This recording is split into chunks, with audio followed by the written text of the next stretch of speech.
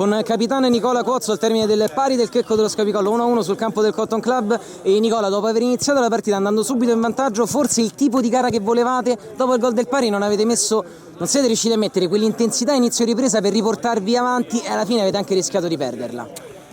Sì, diciamo che il gol iniziale in teoria dovrebbe sempre mettere la partita in discesa, però partite come questa non si possono fare calcoli del genere. Poi, avendo già incontrato il Cotton scorso campionato in Supercoppa, sai benissimo che non puoi permetterti di difendere il punteggio, devi giocare, e magari anche col fatto di aver snaturato questa sera qualche ruolo, e forse abbiamo risentito un po' della fatica nella seconda parte e fine primo tempo, però comunque siamo contenti perché abbiamo giocato bene.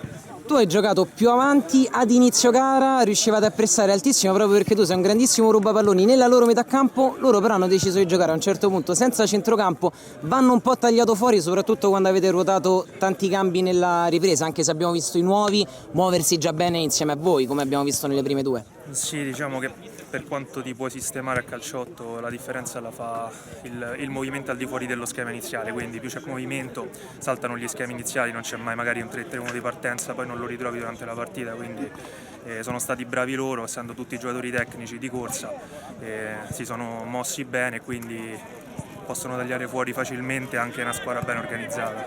Ultimissima, hai visto tantissimi portieri giocare alle tue spalle, De Bernardo come ultimo. Come hai visto l'esordio di Vescio oggi contro il Cotton? È un ottimo portiere, poi lo conosco da poco ma già si è integrato benissimo con noi, quindi penso stasera ci sono stati un ottimo portiere promettente e il migliore della Lega insieme a Peppone De Bernardo. Grazie e in bocca al lupo a capitano Nicola Cozzo. Grazie a voi.